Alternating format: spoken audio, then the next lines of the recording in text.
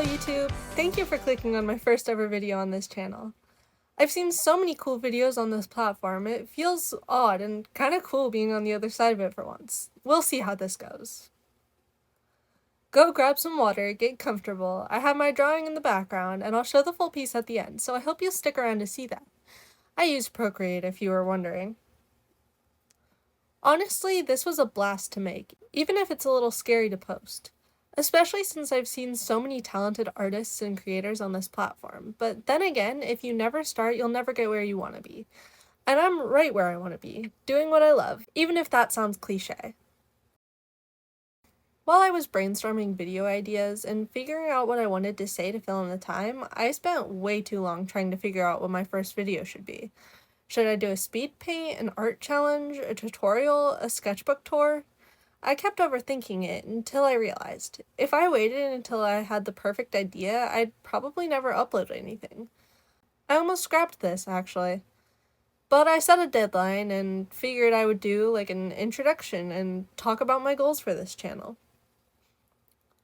One of the reasons I decided to start making videos is that I kept seeing all these successful artists and professional painters, and I want to be like that too.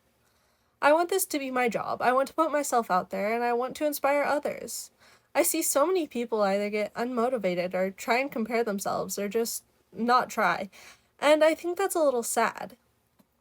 If you're an artist anything like me, I bet you've heard people talk down about themselves, and they're like, I can't even draw a stick figure, or a straight line, or a circle, or whatever on earth they say. And if I tell them one thing, it's that it's never too late to start. The artists I admired didn't start where they are now. Nobody does. Every artist has old drawings. Every artist has embarrassing sketches. Every artist has made mistakes. Especially me. The difference is that when you're looking at someone online, you're usually seeing the polished version. You're seeing the final piece or the highlight reel. You're not seeing the hundreds of hours of practice behind it. There's a famous story, actually, about Pablo Picasso, one of my favorite older painters, that I think goes along with this. The story goes that Picasso was sitting in a cafe when a woman approached him and asked if he would draw something for her. Picasso smiled, grabbed a napkin, and in just a few seconds sketched a quick drawing. He handed it over to her and said, "That will be $10,000, or however much it was. I heard this a while ago." The woman was shocked. $10,000? But it only took you a few seconds. Picasso replied something like, "No, madame, it took me 40 years. Whether the story is true or not is unclear, but the lesson behind it resonates with artists everywhere. The value of a piece of art isn't always measured by the minutes spent creating it. It's measured by the years of practice, study, failures, experimentation, and dedication that make that moment possible. What looks effortless is often the result of a lifetime of work, and that's something I try to remind myself whenever I feel discouraged, because improvement is weird. When you're improving, you usually can't see it happening. Day to day, everything looks the same. Week to week, everything looks the same. But then you find a drawing from long ago and suddenly realize you've come way further than you thought. I often find myself getting frustrated that my art pieces aren't turning out exactly the way I want them to. But then I look at my older ones, the ones that I was very confident in, and decide that maybe it's not so bad. One thing I've noticed about art is that people only ever see the finished piece. They'll look at a drawing and think, wow, I could never do that. What they don't see are all the messy sketches, the weird proportions, the dozens of times you erase something because it looks completely wrong. I think that's why so many people assume artists are naturally talented. They only see the end result. They don't see the practice. And honestly, I still mess things up all the time. There are moments during almost every drawing where I look at it and think, what on earth am I doing? Sometimes I fix it, sometimes I don't, and sometimes I just pretend the mistake was intentional.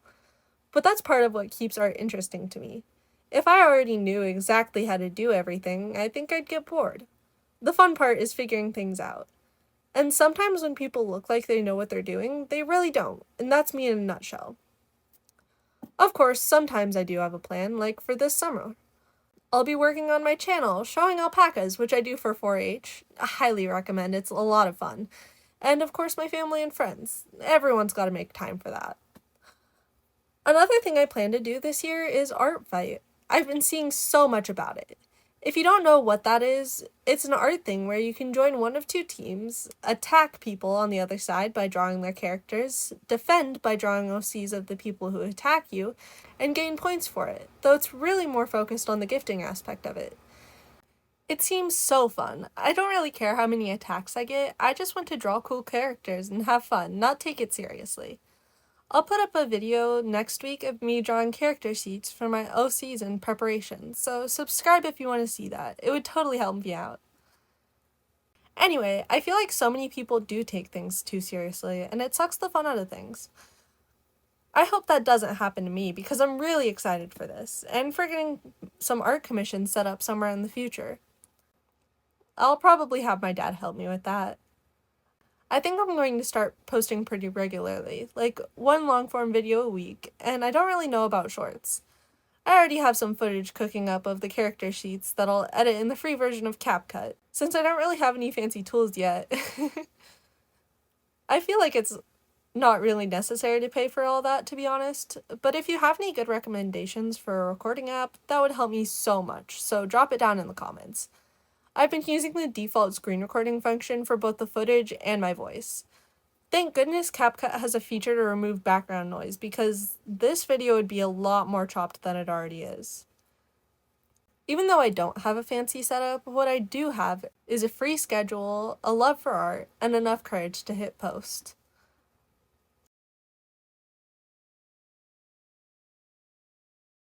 If you liked listening to me yapping like I do, I'd really appreciate it if you hit the like button, subscribed, or commented down below what you thought about this.